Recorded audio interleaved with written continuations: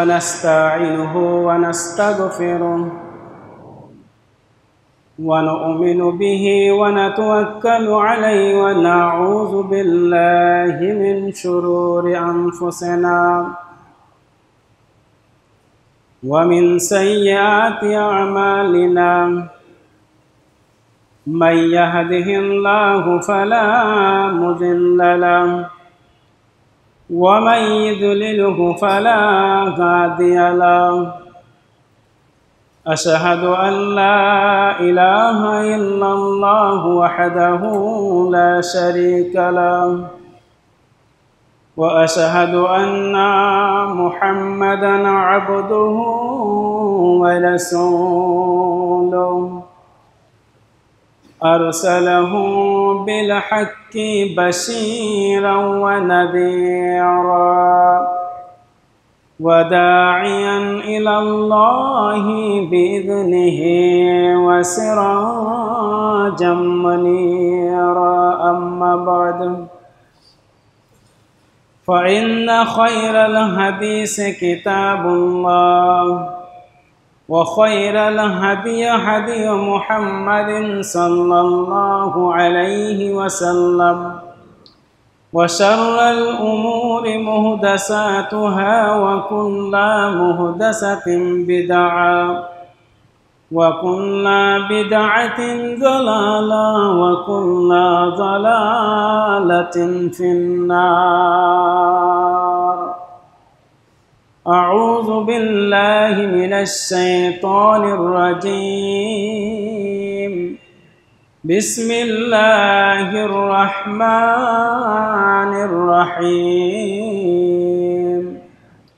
قاف والقرآن المجيد بل عجبوا أن جاءهم منذر منهم فقال الكافرون هذا شيء عجيب أئذا متنا وكنا ترابا ذلك رجع بعيد قد علمنا ما تنكس الأرض منهم وعندنا كتاب حفيظ بل كذبوا بالحق لما جاءهم فهم في أمر مريج أفلم ينظروا إلى السماء فوقهم كيف بنيناها وزيناها وما لها من فروج والأرض مددناها وألقينا فيها رواسي وأنبتنا فيها من كل زوج بهيج تبصرة وذكرى لكل عبد منيب ونزلنا من السماء ماء مباركا فأنبتنا به جنات وحب الحصيد والنخل باسقات لها طلع نضيد رزقا للعباد وأحيينا به بلدة ميتا كذلك الخروج كذبت قبلهم قوم نوح وأصحاب الرس وثمود وعاد وفرعون وإخوان لوط وأصحاب الأيكة وقوم تبع كل كذب الرسل فحق وعيد أفعينا بالخلق الأول بل هم في لبس من خلق جديد إلى آخره.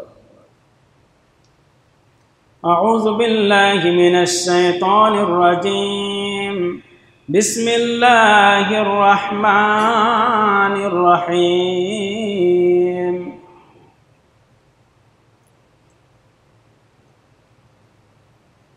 قال رب اشرح لي صدري ويسر لي أمري واحلل عقدة من لساني يفقهوا قولي ربي يسر ولا توسر وتمم بالخير ربي زدني علما. وقال الله تبارك وتعالى في موضع آخر: بسم الله الرحمن الرحيم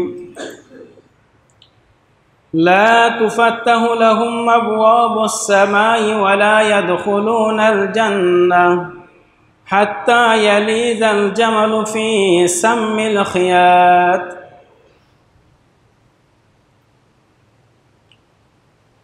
وقال النبي صلى الله عليه وسلم: نعم عذاب القبر حق.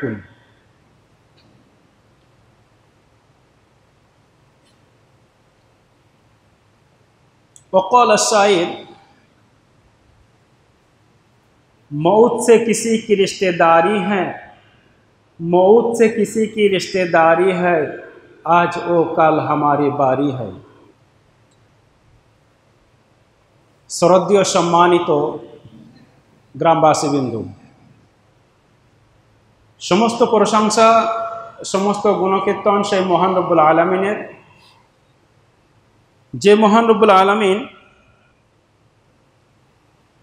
আমাদেরকে মখলুকাতের মধ্যে শ্রেষ্ঠ জীব করে পৃথিবীতে আল্লাহ পাঠিয়েছেন। মানুষের মধ্য থেকে মুসলিম করে পাঠিয়েছেন। মুসলিমের মধ্য থেকে ওই মানুষ যারা পবিত্র কোরআন এবং সহিহ হাদিস মেনে চলে, সেই রকম একটা জায়গায় আমাদেরকে রেখেছেন। যে মহান রব্বুল আলামিন পৃথিবীর সমস্ত কাজকর্ম ছেড়ে দিয়ে আজকে জুম্মার মসজিদে পবিত্র কোরআন এবং সহিহ হাদিস শোনার জন্য আমাদেরকে নিয়ে এসেছেন, সেই মহান রব্বুল আলামিনের সংক্ষিপ্ত প্রশংসা স্বরূপ আমরা সকলে একবার উচ্চস্বরে বলি আলহামদুলিল্লাহ। তারপরে পরে আমার নবী, আপনার নবী, সারা বিশ্বের নবী, আখেরি নবী, বিশ্ব মানবতার দূত, যিনি অক্লান্ত পরিশ্রম করেছিলেন এই উম্মতের জন্যে, যিনি চাইলে সেই সময়কার যুগে সবচেয়ে বড় বেশি ধনী ব্যক্তি হতে পারতেন, যিনি চাইলে সেই সময়কার যুগে বিচারকদের মধ্যে প্রধান বিচারক হতে পারতেন, যিনি চাইলে আরবের মধ্যে সবচেয়ে সুন্দরী মহিলার সাথে বিবাহ করতে পারতেন, যিনি সব অফারগুলোকে ছেড়ে দিয়ে একমাত্র আল্লাহর প্রদত্ত বিধান কাঁধে নিয়ে মানুষের মাঝে পৌঁছে দেওয়ার যিনি দায়িত্ব নিয়েছিলেন, সেই মহামানব সারা বিশ্বের নবী, আখেরি নবী হযরতে মুহাম্মদ বলুন সাল্লাল্লাহু আলাইহি সাল্লামের উপরে দরুদ ও সালাম ঝরে পড়ুক। আল্লাহুম্মা সাল্লি আলাইহি, আল্লাহুম্মা আমিন। যখনই নবীর নাম শুনবো একটু দরুদটা পড়ব। আলহামদুলিল্লাহ, সুবহানাল্লাহ, এগুলো বলতে বললে একটু মুখ খুলে বলবো। ঘুম ঘুম বাপ যাদের আসে বাদ দেব। 3 মাথা হয়ে বসবো না, 2 হাঁটু ওইভাবে ধরে বসবো না, হেলান দিয়ে বসো না বাবা, আর ঘুম মাথা উঁচু করে থাকতে হবে। এগুলো আমরা খেয়াল করব জুম্মার দিন। আর এখানে সবচেয়ে যেটা ভয়ঙ্কর জিনিস, মানুষ আজানের আগে আসেন। এর আগেও বলেছি, আজও বলছি, আপনারা আজানের আগে আসেন। কিছু মানুষ গাফেল, মানে হয়তো গুরুত্ব দেন না, গুরুত্ব দেবেন। জুম্মার দিন আজানের আগে আসার চেষ্টা করবেন। দেখেন, আমি আপনাদের সম্মুখে পবিত্র কোরআনের একটা অসম্পূর্ণ আয়াত পড়েছি এবং হাদিসের একটা ছোট্ট অংশ পড়েছি। ইনশাআল্লাহ তাআলা এগুলোকে সামনে রেখে সংক্ষিপ্ত সময়ের মধ্যে আমি আমার বক্তব্য শেষ করব। ওমা তাওফিকি ইল্লা বিল্লাহ। পৃথিবীতে আমরা যখন এসেছি, মানুষ হয়ে যখন পৃথিবীতে এসেছি, মৃত্যু আমাদের একদিন হবেই, লা শাক্কা ফিহি, কোনো সন্দেহ নেই। এখন আমার কাছে আপনার প্রশ্ন হচ্ছে, এই মৃত্যুর জন্যে আমরা কতটা প্রস্তুত হয়েছি? শুধু কি এই পৃথিবীতে আমরা এসেছি, ব্যাস আমরা জীবনযাপন করব, একসময় শৈশব ছিলাম, যৌবনে পা দিয়েছি, তারপরে আরেকটু বয়স হয়েছে, বাবা হয়েছি, তারপরে দাদুর জায়গায় গিয়ে পৌঁছাবো, তারপরে আজরাইল চলে আসবে, আমাদের মৃত্যু হয়ে গেছে, হয়ে গেল, এমনটা কি? এমনটার জন্য কি আল্লাহ আমাদেরকে পাঠিয়েছেন? একদমই নয়। লিয়াবলুয়াকুম আইয়ুকুম আহসানু আমালা, আমাদের মধ্যে কে সৎ কর্মশীল তা আল্লাহ যাচাই করবেন। এটা কখনো সম্ভব নয়। আমি সময় সময় বলি যে আল্লাহ এত রহম, এত দয়া, এত মেহেরবান, যে আল্লাহ মানুষদেরকে বিনা পয়সায় কয়েক কোটি টাকা সম্পদ দিয়েছে তার শরীরে, আপনি এইভাবে বুঝতে পারবেন না। কোনো ডাক্তারের কাছে গিয়ে আপনার পার্স পার্টে একটা একটা করে হিসাব করবেন। করোনার সময় শুধুমাত্র যে অক্সিজেনের ঘাটতি হয়েছিল, সে অক্সিজেনের মূল্য করোনার সময় আমরা বুঝেছিলাম। সারা দিন রাতে আল্লাহ দেওয়া অক্সিজেন নিচ্ছি ফেলছি, কিছুই মালুম হয় না, বুঝতেই পারি না, একবার বোঝার চেষ্টাও করি না। কিন্তু করোনার সময় অক্সিজেনের কি প্রয়োজন সেটা আমরা কিছুটা হলেও অনুভব করেছিলাম। আর ওই ব্যক্তি অনুভব করে, যে ব্যক্তিকে আল্লাহ পরীক্ষা করেন এবং হাসপাতালে পাঠিয়ে দেন, সেই ব্যক্তিটা বুঝতে পারে যে আল্লাহর দেওয়া একটা পার্সপাতির কত মূল্য, একটা কিডনির কত মূল্য, একটা লিভারের কত মূল্য, একটা চোখের কত মূল্য, একটা হাতের কত মূল্য, একটা পায়ের কত মূল্য। আপনি যদি হিসাব করে দেখেন, একটা মানুষের শরীরে আল্লাহ কয়েক কোটি টাকা সম্পদ দিয়েছেন। আমি ছোট্ট একটা উদাহরণ দেবো আপনাকে। আপনার অনেক জমি জায়গা আছে, আপনার বাড়িতে একজন মানুষ কাজ করে, ধরেন আমাদের দিকে একজন মানুষ এসে আপনার বাড়িতে কাজ করে। তার কাজটা কি? প্রতিদিন মিনিমাম মাঠে 4 ঘন্টা করে তাকে খাটতে হবে। এর বিনিময়ে আপনি কি দেবেন? তাকে ছোট্ট একটা থাকার জায়গা দেবেন, মাসে তাকে কিছু পারিশ্রমিক দেবেন। এখন মাঠে আপনি যে কাজটা তার বলেন, একদিন বলেছেন সে করেনি, মাঠ থেকে ঘুরে চলে এসেছে। 2 দিন বলেছেন এই গ্রাম ঘুরে চলে এসেছে, আপনি গিয়ে দেখছেন কাজই করেনি। 3য় দিন আবার দেখছেন সে কাজ করেনি। আমি বলবো, মানুষের মধ্যে এমন কোন মানুষ আমরা আছি যে মানুষটার এইভাবে মনিব বা চাকর বাড়িতে রাখার পরও তাকে কাজে যখন পাঠানো হয় সে কোনো কাজ করে না, তারপরেও তাকে বাড়িতে থাকতে দেবে, খেতে দেবে এবং মাস শেষে তাকে মায়না দেবে? এমন মানুষ পৃথিবীতে নাই। আপনি 3 দিন দেখবেন, 7 দিন দেখবেন, 15 দিন দেখবেন, 1 মাস দেখবেন, 1 মাসটাও দেখবে না। আমি মেনে নিলাম আপনি 1 মাস দেখবেন, তারপরে তাকে বলবেন তাড়িপত্র নাও, এখান থেকে বিদায় নাও, মাত্র 3000 টাকা দেবো আমরা, হয়তো সামান্য তাকে খেতে দেবো, একটুখানি থাকতে দেবো, তাই আমরা তাকে রাখবো না। আমি বলি আল্লাহ এত রহমান, এত রহিম, পৃথিবীতে যতদিন আমরা আছি আল্লাহর মতো বড় দয়ালু পৃথিবীতে কেউ নেই। আবার ওই আল্লাহ একদিন এত কঠোর হবেন, কাহার জব্বার, এত কঠোর হবেন, সেদিন আমরা মনে করবো যে আল্লাহর মতো বড় কঠিন আর কেউ নেই। যে আল্লাহ আমাদেরকে 60 বছর, 65 বছর, 70 বছর পৃথিবীতে আয়ু দিয়েছেন, আমরা সাধারণ একজন চাকরকে মাত্র 3-4 হাজার টাকা সামান্য খেতে দিই, তাই যদি সে 3 দিন কাজ না করে তার এখান থেকে আমরা পাঠিয়ে দেব। যে আল্লাহ কোটি টাকার সম্পদ দিয়ে আমাদেরকে পাঠিয়েছেন, চলার জন্য 2টো সুন্দর পা দিয়েছেন, দেখার জন্য চোখ দিয়েছেন, ভালো মন্দ বোঝার জন্য বিবেক দিয়েছেন, হাত দিয়ে কাজ করার জন্য হাত দিয়েছেন, অন্তর সব কিছু দিয়েছেন, দেখার পরে আল্লাহ বলেছেন 24টা ঘন্টার মধ্যে 1টা ঘন্টা তোমরা আমাকে স্মরণ করো। তারপরে ওই মুসলিমদের মধ্যে অনেক মুসলিম, অধিকাংশ মুসলিম 1টা ঘন্টা আল্লাহর ইবাদত করার মতো যারা সময় পায় না, আমি বলবো আপনি যাকে 3000 টাকা দিয়ে রেখেছিলেন তাকে আপনি দূর করে তাড়িয়ে দিয়েছেন। আর যে আল্লাহ আপনাকে 60 বছর আয়ু দিয়েছেন, সেই আল্লাহর রাস্তা আপনি 1টা ঘন্টা সময় দেননি। হাসরের মাঠে আপনার সাথে কি ব্যবহার আপনি বুঝে নেন। আপনি বুঝে নেন, কোটি কোটি টাকার সম্পদ নিয়ে ভক্ষণ করেছেন, কোটি কোটি টাকার সম্পদের হিসাব আপনাকে আল্লাহর কাছে দিতে হবে। আল্লাহ জিজ্ঞাসা করবে, তোমাকে হাত দিয়েছিলাম, হাত দিয়ে তুমি কি করেছিলে? বিবেক দিয়েছিলাম, বিবেক দিয়ে তুমি কি করেছিলে? তোমার চোখ দিয়েছিলাম, কি দেখেছিলে? তোমার বেঁচে থাকার জন্য অক্সিজেন দিয়েছিলাম, তার জন্য তুমি কি করেছিলে? হায় হায়, তখন শুধু হা হা লা আদরি, কবরে গিয়ে যেটা বলতে হবে ঠিক ওই ছাড়া কোনো উপায় থাকবে না। এখনও যদি আমরা না বুঝি, সেই কবি কাজী নজরুলের মতো বলতে হয়, মরেছি মরেছি কি ভুল করেছি, মরার আগে কেন জানিনি। মরেছি মরেছি কি ভুল করেছি, মরার আগে কেন জানেনি। এমন একটা সময় মৃত্যু যদি আপনার জীবনে একবার শুধুমাত্র এসে যায়, আপনি যত টাকার মালিক হন না কেন, আপনি যত প্রভাবশালী হন না কেন, আপনি যত ক্ষমতাবান হন না কেন, আপনি যত ইমানদার বেঈমান যাই হন না কেন, একবার যদি আজরাইল আপনার কাছ থেকে আত্মা নামক জিনিসটা একবার উঠিয়ে নেয়, কোটি কোটি টাকা খরচ করলেন, যা কিছু খরচ করবেন, যে একবার শুধুমাত্র আমি আমার বাবার সাথে কথা বলতে চাই, আর উপায় নেই, কোনো উপায় নেই। আপনি চলে গেলে আপনার স্ত্রী যদি একবার ফরিয়াদ করে যে আমি আমার স্বামীর সাথে একটা কথা বলতে চাই, এই কথাটা বলার ছিল, আমার বলা হয়নি, স্বামী বাজারে গিয়েছিল, হঠাৎ করে মারা গেছে, তার কাছে একটা কথা বলতে চাই, উপায় থাকবে না। ছেলে বলবে বাবার সঙ্গে আমার একটা কথা বলার ছিল, বলা হয়নি, আর বলার উপায় থাকবে না। আত্মা নামক জিনিসটা যেই শরীর থেকে চলে যাবে, ব্যাস শেষ, দম শেষ, কিছুই করার থাকবে না। মৃত্যু এমন একটা জিনিস। একজন সাহাবাকে বলছেন, ও আমার সাথী, ও আমার বন্ধু, তুমি কোথায় যাও? বন্ধুটি বলছেন যে আমি বাজারে যাচ্ছি। সাহাবাটা বলছেন, যদি সম্ভব হয় বাজার থেকে আমার জন্য মৃত্যু কিনে নিয়ে এসো, যদি সম্ভব হয় বাজার থেকে আমার জন্য মৃত্যু কিনে নিয়ে এসো। আল্লাহ রাসূল সাল্লাল্লাহু আলাইহি সাল্লাম বলছেন, ইউহিব্বুল ইনসানুল হায়াতা ওয়াল মাউতা খায়রুল নাফসি, মানুষের জন্য ওই মানুষের জন্য মৃত্যু ভালো। ইউহিব্বুল ইনসান, মানুষ বেঁচে থাকাকেই ভালোবাসে, কিন্তু মানুষের জন্য মৃত্যুই ভালো যদি সে ঈমানদার হয়। সাধারণত প্রত্যেক মানুষ বাঁচতে চায়, আমি আরও বাঁচতে চাই, 70 বছর বাঁচতে চাই, 90 বছর বাঁচতে চাই, আমার ফ্যামিলির সঙ্গে থাকতে চাই, ছেলেগুলো বড় হবে, পোতাগুলো বড় হবে, তাদের এস্টাবলিশ হবে, তারা নিজের পায়ে দাঁড়াবে, সবগুলো দেখতে চায়, বাঁচতে চায়, বাঁচতে চায়। আল্লাহ রাসূল সাল্লাল্লাহু আলাইহি ওয়াসাল্লাম বলছেন, মৃত্যু মানুষ বেঁচে থাকাকেই ভালোবাসে, কিন্তু মৃত্যু তার জন্য ভালো যদি সে ইমানদার হয়। আমি আপনি মৃত্যুর জন্য কতটা প্রস্তুত? আমি আপনি মৃত্যুর জন্য কতটা প্রস্তুত? মৃত্যুর জন্য আমরা প্রস্তুত আছি তো? এই মৃত্যু আমাদের হবেই আমরা জানি, 100% আমরা জানি, 1,00,000% আমরা জানি, 1,00,00,000% আমরা জানি। তারপরও মৃত্যু থেকে কেন আমরা গাফেল?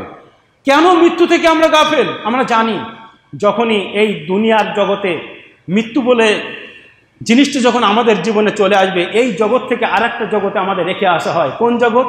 যার নাম হচ্ছে বারজাখ, যার মানে হচ্ছে পর্দা বা অন্তরায়। এমন একটা জায়গায় রেখে আসা হবে। সেখানে কি হবে ইনশাআল্লাহ তাআলা সে বিষয়ে আমি আলোচনা করবো। তার আগে বলে নিই, পৃথিবীতে সবাই যে আমরা বাঁচতে চাই, আপনার নাম শুনেছেন মাইকেল জ্যাকসন। মাইকেল জ্যাকসনের আপনার নাম শুনেছেন। এই মাইকেল জ্যাকসনের ইতিহাস যদি আপনার সংক্ষেপে একটুখানি 1 মিনিটে। মাইকেল জ্যাকসন যে পৃথিবীতে বলেছিল যে আমি 150 বছর বাঁচতে চাই। কত বছর? 150 বছর। সে বেঁচে থাকার জন্যে সব সময় তার চারিপাশে 12 জন ডাক্তার নিয়ে সব সময় সে থাকতো। সে যে খাবারটা খেত, খাবারটা ল্যাবে পরীক্ষা করে খেত, কোনো অক্সিজেন যাতে খারাপ না হয় এই জন্য সবসময় মুখে দাস্তানা বা মাস্ক পরে থাকতেন, কারোর মানে শ্বাস প্রশ্বাস যেন ওর কাছে না আসে। তার কাছে সবসময় 16 জন মতো অর্গান ডোনার থাকতো। অর্গান ডোনার মানে হঠাৎ করে যদি কিডনি প্রবলেম হয়, কিছু মানুষকে রাখা হয়েছিল, তার কিডনিটা কিনা হয়েছিল। তার এই যে মানুষগুলো রাখা হয়েছিল, কাউরি চোখটাকে কিনে নিয়েছিল, কাউরি হার্ট কিনে নিয়েছিল, কাউরি লিভার কিনে নিয়েছিল। এই মানুষগুলো সবসময় তারা পাশে পাশে থাকতো। কি হতো? এই মানুষগুলো সংসারের দায়িত্ব ছিল মাইকেল জ্যাকসনের। এইভাবে নিজের শরীরে যত যা কিছু প্রয়োজন সমস্ত মানুষদেরকে কিনে রেখেছিল। 12 জন ডাক্তার সবসময় সঙ্গে থাকতো। সে যে বিছানায় ঘুমতো, বিছানাটা ছিল অক্সিজেনযুক্ত বিছানা। মানে যে হঠাৎ করে যদি কোনো দমের কষ্ট হয়, শ্বাসের কষ্ট হয়, যেন মারা না যায়, অক্সিজেনযুক্ত বিছানায় সে ঘুমতো। সে বলেছিল আমি মিনিমাম 150 বছর বাঁচবো, 150 বছর বাঁচতে চাই। আপনারা জানেন 2009 সালে হঠাৎ করে মাত্র 50 বছর বয়সে হঠাৎ করে তার শ্বাসকষ্ট হয়। শ্বাসকষ্ট হয়ে ওখানেই সেই মাইকেল জ্যাকসন মৃত্যুবরণ করে। ইচ্ছা ছিল কত বছর? 150 বছর। 150 বছর বাঁচার জন্য তার এত সরঞ্জাম, এত কিছু আইটেম থাকার পরও আল্লাহর পবিত্র কোরআনের ওয়াদা কি? ইজা জা আজালুহা, যখনই কোনো মানুষের নির্ধারিত সময় এসে যাবে, ওয়ালা ইয়াকরুল নাফসান ইজা জা আজালুহা, যখন তার কোনো নির্ধারিত সময় এসে যাবে সামান্যতম আর অপেক্ষা করা হবে না। যতই তুমি মাইকেল জ্যাকসন হও, যতই তুমি অক্সিজেনযুক্ত বিছানায় ঘুমাও, যতই তুমি অর্গান ডোনার পাশে রাখো, যতই তুমি 12 জন সারা পৃথিবীর বিখ্যাত ডাক্তার নিয়ে থাকো না কেন, তোমার মৃত্যুর সময় হলে ওয়ালা ইয়াকরুল নাফসান ইজা জা আজালুহা, সামান্যতম এদিক ওদিক করা হবে না। মাত্র 50 বছর বয়সে মাইকেল জ্যাকসন মৃত্যুবরণ করেছিল।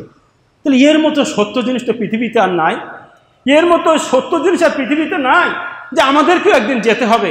আমরা যাওয়ার সময় কি নিয়ে যাব? কবি বলেছেন তুমি যখন পৃথিবীতে এসেছিলে সবাই হেসেছিল, তুমি কেঁদেছিলে।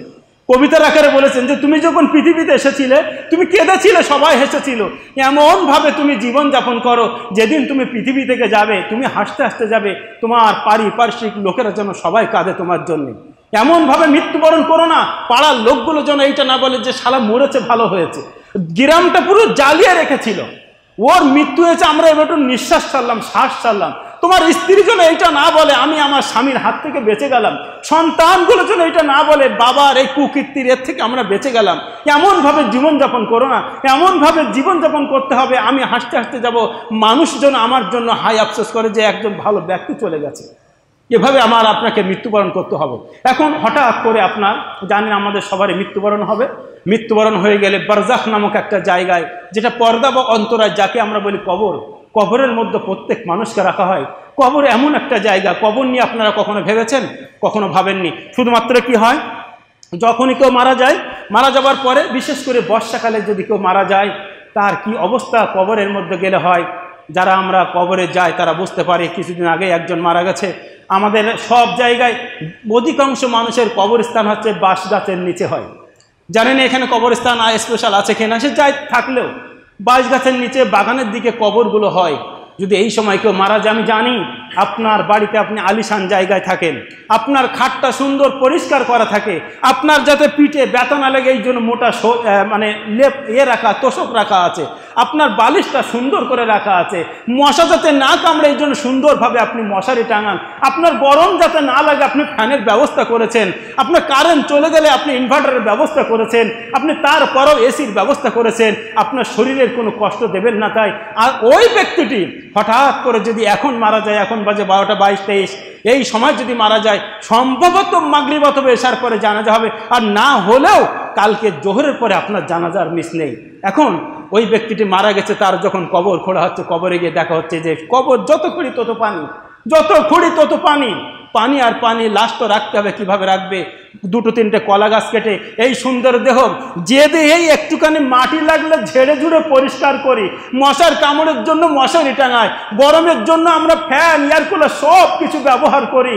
এই সময় মারা গেলে কবরে, যেখানে আপনি মাসে বছরে একবারও যান না, এরকম একটা কবরে যেখানে মশার কামড়, যেখানে বিভিন্ন রকম মানে কীট পতঙ্গের উপদ্রব, সেই রকম একটা জায়গায় আপনাকে রেখে আসা হবে। আপনি যতই আফসোস করেন যে আমি যাব না, আমার ওইরকম জায়গায় রেখে আসবে না, যাই বলেন না কেন আপনার কথা শোনা হবে না। আপনার মৃত্যু নামক জিনিস, শরীর থেকে আত্মা নামক জিনিসটা উঠে নিলেই ওই বাঁশবাগানের নিচে আপনার জায়গা হবে, যেখানে আপনাকে রাখা হবে। এতটুকু নয় যে আপনাকে মাটির উপরে সুন্দর করে রাখা হবে। বর্ষাকালে অধিকাংশ জায়গায় কি হয়, পানি উঠে যায়, পানির উপরে 3টে কলা গাছ দিয়ে হয়তো আপনাকে রাখা হবে। চিন্তা করেন, আমরা আপনাকে কবর দিয়ে ওখান থেকে চলে আসব, যে কবরটা এমনভাবে আমরা ঢেকে দেব যে বাইরে থেকে কিছু যেন ওতে প্রবেশ না করে। ছোট্ট একটা ঘর, যে ঘরে তার একদিন আগে পর্যন্ত আপনি থাকতে পারবেন না বলে আপনি বাড়িতে আপনার ফ্যানের ব্যবস্থা ছিল, জানলাগুলো খোলা ছিল, সবগুলো ছিল, আজ আপনার মারা হয়েছে, ওখানে কিছুই যাবে না, কিছুই যাতে দেখতে না পায়, কিছুই না, এই জন্য সুন্দর করে আপনাকে ঢেকে দেওয়া হয়। শুধুমাত্র যদি ওইভাবে কবরে ঢেকে রেখে চলে আসতাম তবুও তো হতো। এবার ওখানে রেখে আসার পরেই তো আপনার জন্য কাজ শুরু হলো। আপনি যখন মারা যাচ্ছেন, রাসূল আকরাম সাল্লাল্লাহু আলাইহি সাল্লাম বলছেন, মানুষ যখন মারা যায়, মানুষের সঙ্গে 3টে জিনিস কবরস্থান পর্যন্ত যায়, তার মধ্যে 2টো জিনিস চলে আসে, একটা জিনিস থেকে যায়। আমরা হাদিসগুলো সবই জানি, তবু একটু বিষয়ের জন্য, সম্পর্কের জন্য একটু বলে দিই। রাসূল আকরাম সাল্লাল্লাহু আলাইহি সাল্লাম বলছেন, 2টো জিনিস যে চলে আসে, একটা হচ্ছে তার পাড়া প্রতিবেশী, আত্মীয় স্বজন সবাই চলে আসে। আমরা যে জিনিসগুলো নিয়ে কবরে যাই, কোদাল, আপনার ফাপড়া বলি, যাই বলি, দা বলি, কুরুল বলি, যেগুলো নিয়ে যায়, জিনিসপত্রগুলো নিয়ে আসি, আপনার সঙ্গে শুধুমাত্র একটা জিনিসই থাকবে, সেটা হচ্ছে আপনার আমল। আপনি যে আমল করেছেন, আপনি যে কর্ম করেছেন, ভালো করেছেন না খারাপ করেছেন, একমাত্র আপনি জানেন। আপনার আমল আপনার শুধুমাত্র সঙ্গে থাকবে। আমরা আপনাকে কবরস্থ করে ওখান থেকে চলে আসব, শুধুমাত্র যদি চলে আসলে সব কিছু শেষ হয়ে যেত তবুও তো হতো। এবার তো আপনার দ্বিতীয় জীবনের পর্ব শুরু হলো। এই কবরকে দেখে হযরত উসমান রাদিয়াল্লাহু তাআলা আপনারা জানেন, যখনই কোনো কবরকে দেখতেন, হযরত উসমান রাদিয়াল্লাহু তাআলা এত কান্না কাঁদতেন যে উনি চোখের পানি থেকে ওইভাবে গড়িয়ে গড়িয়ে দাড়ি পর্যন্ত ভিজে ভিজে পড়তো। সাহাবারা জিজ্ঞাসা করতেন, আমিরুল মুমিনিন উসমান, আমরা আপনাকে জান্নাতের কথা বললে এত কাঁদতে দেখি না, বিভিন্ন রকম আলোচনা হয়, এত কাঁদতে দেখি না, যখনই কবরের কোনো আলোচনা হয় আপনার চোখ দিয়ে কেন এত পানি বাহির হয়? উসমান বলেছিলেন, কবর এমন একটা জায়গা, আমি আল্লাহ রাসূল সাল্লাল্লাহু আলাইহি সাল্লামের কাছ থেকে শুনেছি, কবর এমন একটি জায়গা, যে জায়গায় যদি তুমি পাস করতে পারো, এরপরে যত জায়গা আসবে সব জায়গায় গিয়ে তুমি পাস করবে। কবর এমন একটা জায়গা, এখানে যদি তুমি আটকে যাও, এরপরে যত জায়গা আসবে সব জায়গায় গিয়ে তুমি আটকে যাবে। এই জন্য কবরকে দেখে আমার কান্না আসে, হায় আল্লাহ, কবর থেকে যেন আমি মুক্তি পাই, কবরের আযাব থেকে যেন আমি মুক্তি পাই, কবরের যে প্রশ্নগুলো দেবে সেগুলো থেকে যেন সঠিকভাবে উত্তর দিতে পারি। উসমান রাদিয়াল্লাহু আনহু যখনই কবরকে দেখতেন বেশি বেশি ক্রন্দন করতেন। যখনই আপনাকে রেখে আসা হলো, যদি আপনি ইমানদার ব্যক্তি হন, ইমানদার ব্যক্তি যদি কবরে কি হয় এগুলো আমাদের সবারই মুখস্থ আছে, তারপরেও শুধুমাত্র একটুখানি স্মরণ করিয়ে দেওয়ার জন্যে রাসূল আকরাম সাল্লাল্লাহু আলাইহি সাল্লাম বলছেন, তোমরা বেশি বেশি কবর জিয়ারত করো, তোমরা বেশি বেশি কবর জিয়ারত করো। তোমার বাবার যেখানে কবর দেওয়া আছে, মায়ের যেখানে কবর দেওয়া আছে, ভাইয়ের যেখানে কবর দেওয়া আছে, স্ত্রীর যেখানে কবর দেওয়া আছে, সেখানে বেশি বেশি ভ্রমণ করো। কেন? তোমার এইটুকু মনে হবে ওখানে গেলে আমার বাবা এখানে শুয়ে আছে, পাশের জায়গাটা আমার জন্যে, আমার মা শুয়ে আছে, পাশের জায়গাটা আমার জন্যে, আমার ছোট ভাই শুয়ে আছে, যার মৃত্যু হওয়ার কথা ছিল পরে, তার আমার আগে মৃত্যু হয়েছে, সে আমার এখানে শুয়ে আছে, আমার এখানে যেতে হবে। অন্তত কিছুক্ষণ হলেও আপনাকে কবরের কথা স্মরণ আসবে, কোনো পাপ করতে গেলে আপনার অন্তত বাঁধবে যে কবরে তো আমাকে যেতে হবে, যেখানে আমার হিসাব আমাকে দিতে হবে। পৃথিবীর কোনো মানুষ কবরের মধ্যে গিয়ে আমার হিসাবের জন্য কেউ দাঁড়াবে না, কেউ বলবে না, কেউ সামান্যতম সাহায্য করবে না। রাসূল আকরাম সাল্লাল্লাহু আলাইহি সাল্লাম বলছেন, যখনই কোনো মানুষকে রেখে আসা হয় তখন দুইজন ফেরেশতা চলে আসে, মালাকান ফাইজলাসানি। হাদিসটা সম্পূর্ণ লম্বা হাদিস, হাদিস বর্ণনা করছেন বারা ইবনে আযাব। সংক্ষেপে বলবো, বারা ইবনে আযাব রাদিয়াল্লাহু তাআলা বলছেন, রাসূল আকরাম সাল্লাল্লাহু আলাইহি সাল্লাম বলেছেন, যখনই কোনো মানুষের মৃত্যুর সময় হয়ে যায়, যখন তাকে কবরে দাফন করা হয়, কবরে রেখে আসা হয়, মালাকান ফাইজলাসানি, দুইজন ফেরেশতা চলে আসে এবং ব্যক্তিকে উঠিয়ে বসায়। যদি সে মুমিন ব্যক্তি হয় তাকে প্রশ্ন করা হয়, ফায়াকুলান লাহু মার রাব্বুক। আমরা জানি সঙ্গে সঙ্গে সে উত্তর দেয়, ফায়াকুল রব্বি আল্লাহ, আমার প্রভু হচ্ছে আল্লাহ। আবার তাকে জিজ্ঞাসা করে, ফায়াকুলান লাহু মা দীনু, তোমার দিন কি? সে উত্তর দিয়ে দেয়, আমার দিন হচ্ছে ইসলাম। তোমার কাছে ফায়াকুলান লাহু মা হাযার রাসূলুল্লাযী বুইসা ফিকুম, তোমাদের কাছে যে ব্যক্তিকে পাঠানো হয়েছিল ব্যক্তিটা কে? ফায়াকুলু হুয়া নবী সাল্লাল্লাহু আলাইহি সাল্লাম, তিনি হচ্ছে হযরত মুহাম্মদ, বলুন সাল্লাল্লাহু আলাইহি সাল্লাম। চতুর্থ প্রশ্ন করা হয়। আমরা জানি কবরে তিনটে প্রশ্ন করা হয়, কিন্তু মুমিন ব্যক্তি যিনি হবেন তার কাছে 4টে প্রশ্ন করা হবে। তার কাছে জিজ্ঞাসা করা হবে যে এই যে জিনিসগুলো তুমি বললে এগুলো তুমি কোথায় পেয়েছো? তখন সেই ব্যক্তিটি বলে, ফায়াকুল কারাতু কিতাবাল্লাহি ফাআমানতু বিহি ওয়া সাদ্দাকতু, আমি আল্লাহর কিতাব পড়েছিলাম, আমি তার উপরে বিশ্বাস করেছিলাম, আমি তার উপরে ঈমান এনেছিলাম। তাহলে চতুর্থ প্রশ্ন জিজ্ঞাসা করা হবে যে এগুলো তুমি কোথা থেকে শিখেছিলে, কোথায় পেলে? সঙ্গে সঙ্গে বলে দেবে, আমি আল্লাহর কিতাব পড়েছিলাম, তার উপরে ঈমান এনেছিলাম, তার উপরে বিশ্বাস করেছিলাম। সঙ্গে সঙ্গে উপর থেকে ঘোষণাকারী ঘোষণা করবেন, ফায়ুনাদি মুনাদি মিনাস সামাই ফাআফরিশু মিনাল জান্নাহ ওয়া আলবিসুহু মিনাল জান্নাহ ওয়াফতাহু লাহু বাবা ইলাল জান্নাহ। রাসূল আকরাম সাল্লাল্লাহু আলাইহি ওয়াসাল্লাম বলছেন, সঙ্গে সঙ্গে উপর থেকে ঘোষণাকারী ঘোষণা করবেন, আমার বান্দা সত্য কথা বলেছে, তাকে জান্নাতের বিছানা বিছিয়ে দাও, জান্নাতের কাপড় পরিয়ে দাও, জান্নাতের সঙ্গে তার কবরকে অ্যাডজাস্ট করে দাও। আমার বান্দা সত্য কথা বলেছে। তার সঙ্গে সঙ্গে জান্নাতের সঙ্গে কবরকে অ্যাডজাস্ট করে দেওয়া হবে, সুন্দরভাবে ঘুমাবে। যেমনভাবে একজন প্রথম পুরুষ বাসর রাত্রে তার স্ত্রী সহবাসের পরে যেমনভাবে ঘুমাচ্ছিলাম বলছে, এইভাবে সে নিশ্চিন্তায় ঘুমিয়ে পড়বে। অপর দিকে দেখা যাবে, যদি কোনো কাফেরের মৃত্যু হয়, যদি কোনো বেঈমানের মৃত্যু হয়, যদি কোনো যার ঈমান নেই, যার ভিতরে কুফরি ছিল, এমন কোনো ব্যক্তির যদি মৃত্যু হয়, রাসূল আকরাম সাল্লাল্লাহু আলাইহি সাল্লাম বলছেন, সেই ব্যক্তিটি যখন শোয়ানো থাকে, যখন ফেরেশতারা চলে আসে, সে বুঝতে পারে যে ফেরেশতারা আসছেন।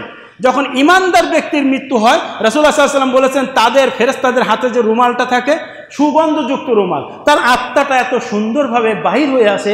একটা উদাহরণ দিয়েছেন, যেমনভাবে এক কলসি যদি পানি থাকে, কলসির পানি ঢালতে গেলে যেমন কোনো অসুবিধা হয় না, খুব সুন্দরভাবে পানিটা পড়ে যায়, মুমিন ব্যক্তির আত্মাটা তার দেহ থেকে সুন্দরভাবে চলে আসে। কিন্তু যখন কোনো কাফেরের আত্মা মৃত্যুর সময় হয়ে যায়, ফেরেশতাদের হাতে যে রুমালটা থাকে এত দুর্গন্ধ, এই ব্যক্তি বুঝতে পারে এরা আমার জন্য কোনো সুখবর নিয়ে আসেনি, এদের দুর্গন্ধটা সে শুকতে পারে। তখন তার কাছ থেকে যখন আত্মাটা নিয়ে নেওয়ার জন্য প্রস্তুত হয়, আত্মাটা আসতে চায় না, শরীরের ভিতরে ঘুরতে থাকে। রাসূল আকরাম সাল্লাল্লাহু আলাইহি সাল্লাম বলেছেন, তার আত্মাটা এমনভাবে বাহির করা হয় যেমনভাবে শিক কাবাব, শিকের ভিতর থেকে মাংসটা এইভাবে টেনে যেমনভাবে বাহির করা হয়, ঠিক কাফেরের আত্মাটাকে ওইভাবে তার শরীর থেকে টেনে বাহির করা হয়। সঙ্গে সঙ্গে যখন এই রুমালে নেওয়া হয়, উপরের দিকে যখন উঠতে থাকে, রাসূল আকরাম সাল্লাল্লাহু আলাইহি সাল্লাম বলছেন, ফেরেশতারা জিজ্ঞাসা করে, এই খবিজাতটা কার? তখন তার দুনিয়ায় যে খারাপ নাম ছিল, নামদের বলা হয় অমুকের ছেলে অমুক, অমুকের ছেলে অমুক। মহান রব্বুল আলামিন যখন প্রথম আসমানে যাবে, সেখান থেকে ঘোষণা হচ্ছে, লা তুফাত্তাহু লাহুম আবওয়াবুস সামাই ওয়া লা ইয়াদখুলুনাল জান্নাতা হাত্তা ইয়ালিজাল জামালু ফি সাম্মিল খিয়াত। লা তুফাত্তাহু লাহুম আবওয়াবুস সামাই, এদের জন্য আসমানের দরজা খোলা হবে না, পশ্চিম কালেও খোলা হবে না। লা তুফাত্তাহু আবওয়াবুস সামাই ওয়া লা ইয়াদখুলুনাল জান্নাহ, এরা জান্নাতে প্রবেশ করবে না। হাত্তা ইয়ালিজাল জামালু ফি সাম্মিল খিয়াত, যতক্ষণ পর্যন্ত সুসের যে সরু ছিদ্র আছে, ওই ছিদ্র দিয়ে এত বড় একটা লম্বা উট যতক্ষণ প্রবেশ না করবে, এইসব ব্যক্তিরা অতক্ষণ পর্যন্ত জান্নাতে প্রবেশ করবে না। ওয়ামা ইউশরিক বিল্লাহি ফাকান্নামা ফাররা মিনাস সামাই ফাতাকতাফুহু তায়রু আও তাহবি বিহি রিহু ফি মাকানিন সাই। আল্লাহ বলছেন, যেসব মানুষেরা শিরিক করে, আল্লাহর সঙ্গে অংশীদার স্থাপন করে এইভাবে মারা যায়, তাদের আত্মাটা যেন ওখান থেকে ছুঁড়ে ফেলে দেওয়া হয়, পাখিতে যেন তাদের আত্মাটা ঠুকরিয়ে নেয়, অথবা বাতাসে যেন কোথায় দূর দূরে যেন তাদের আত্মাটা ফেলে দেয়। এইভাবে তাদের আত্মাটা সপ্তম জমিনের নিচে, ভাইকে ডেকে দেন, সপ্তম জমিনের নিচে একদম সিজ্জিন নামক জায়গায় যখন লিখে আসা হয়, তারপর তার আত্মাটা যখন কবরে দেওয়া হয়, কবরেতে খেল শুরু, তখন রাসূল আকরাম সাল্লাল্লাহু আলাইহি সাল্লাম বলছেন ফায়াকুলানা লাহুম মাররাব, তার কাছে দুইজন ফেরেশতা চলে আসে, আসার পরে তাকে উঠিয়ে বসায়, বসানোর পরে একই রূপভাবে যেমনভাবে মুমিন ব্যক্তির তিনটে প্রশ্ন করা হয়েছিল, একই রূপভাবে যে ব্যক্তি কাফের হবে তাকেও তিনটি প্রশ্ন করা হয়। আপনারা জানেন ফায়াকুলানা লাহুম মাররাব্বুক, তোমার প্রভুকে, অটোমেটিক তার মুখ দিয়ে বেরিয়ে যাবে হা হা লা আদরি, হা হা লা আদরি, আমি জানি না, আমি জানি না, আমি জানি না, তোমার নবীকে আমি জানি না, তোমার দিন কি আমি জানি না। উপর থেকে ফাইনাদি মুনাদি মিনাস সামাই আন কাযাবা, আল্লাহ উপর থেকে ঘোষণা করবে মিথ্যা বলছে, ফাআফরিশু মিনান নার ওয়া আলবিসু মিনান নার ওয়াক্তু লাউ বাবা ইলান নার, এ মিথ্যা বলেছে, জাহান্নামের বিছানা বিছিয়ে দাও, জাহান্নামের কাপড় পরিয়ে দাও, জাহান্নামের সঙ্গে কবরকে সংযুক্ত করে দাও।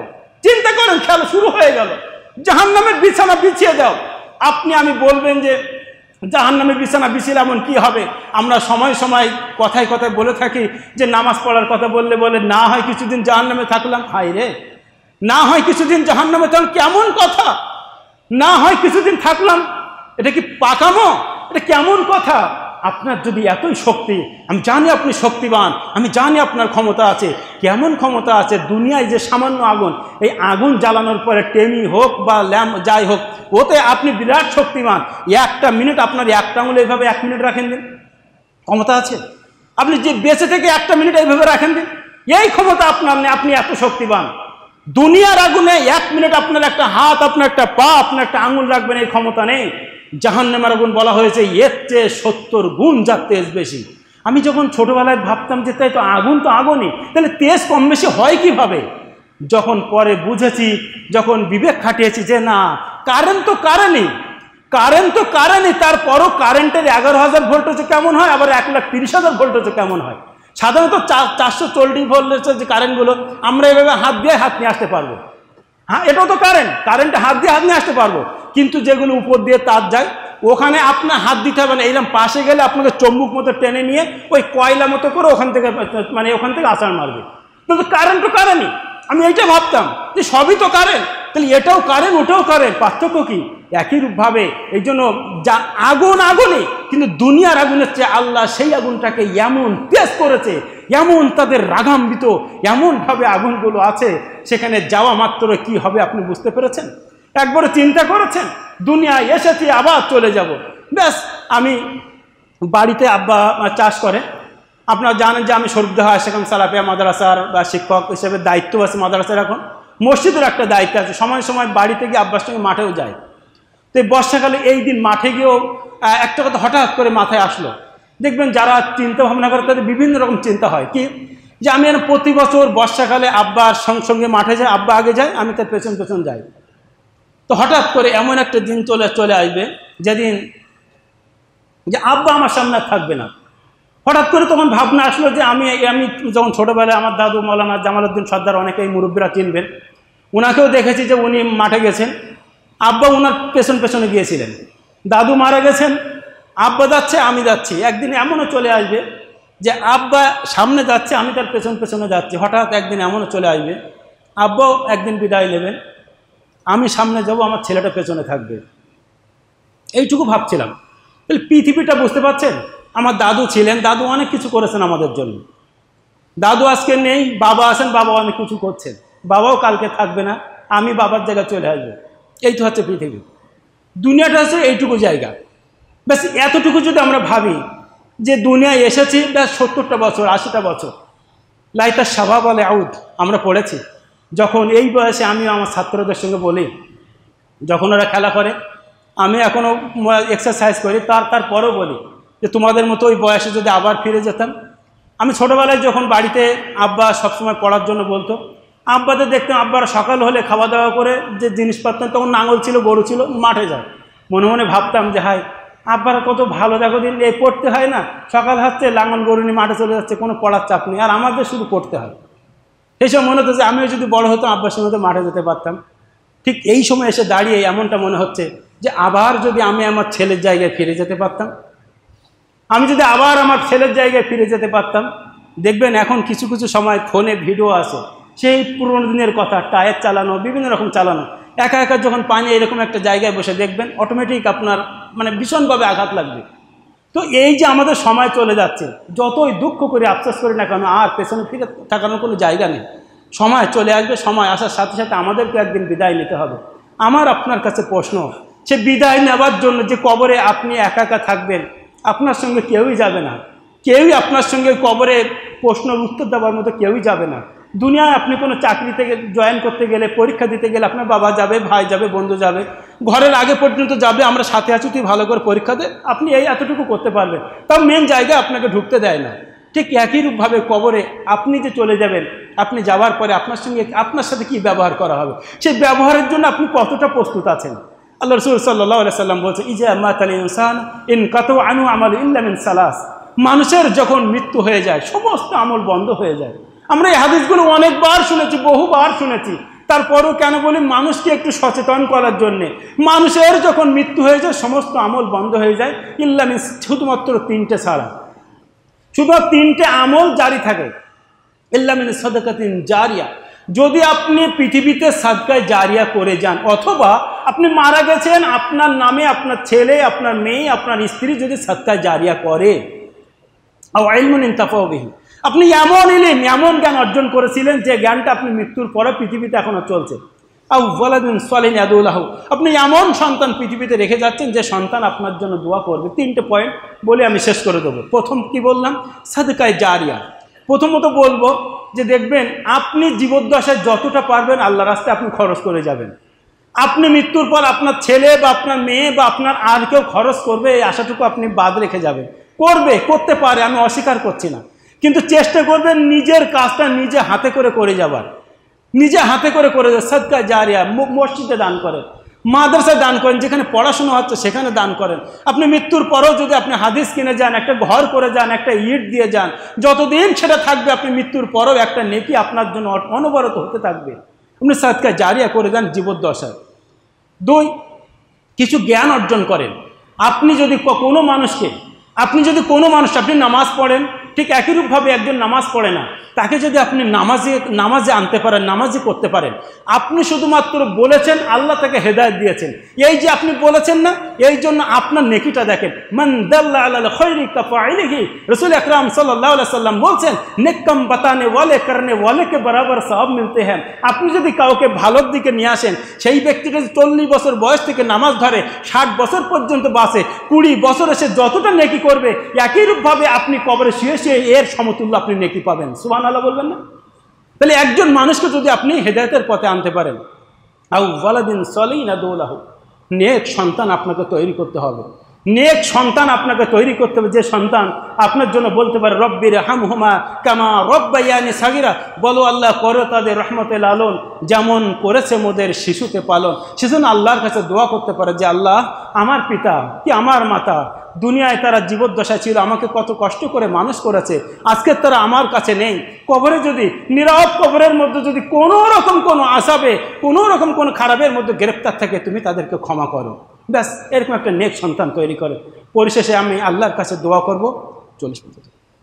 পরিশেষে আল্লাহর কাছে দোয়া করব যে, আল্লাহ, আমরা যতটুকুই কথা শুনেছি, শুধু এতটুকু বলবো, আপনি পৃথিবীতে এসেছেন, আমরা প্রত্যেক জিনিসের লাভ এবং লসটা বুঝি। যদি হাটখোলায় যদি বেগুন বিক্রি হয়, 20 টাকা কানা বেগুন, 20 টাকা ভালো বেগুন, কেউ 20 টাকা দিয়ে কানা বেগুন কিনে নিয়ে আসবো না। এটা আমরা বুঝি, আমরা বিবেক দিয়ে বুঝি। একই রূপভাবে আমাদের এটাও বুঝতে হবে যে আমাদেরকে আল্লাহ এখানে এমনি পাঠাননি, লিয়াবলুয়াকুম আইয়ুকুম আহসানু আমালা, কে আমাদের মধ্যে সৎ, কর্মশীল, ভালো কাজ করবে সেটা আল্লাহ যাচাই করার জন্য পাঠিয়েছেন। অতএব আমরা যে কাজ পৃথিবীতে করি না কেন, হারাম হালাল লক্ষ্য করব এবং মৃত্যুকে সামনে রেখে আমরা কাজ করব, কবরকে সামনে রেখে আমরা কাজ করব।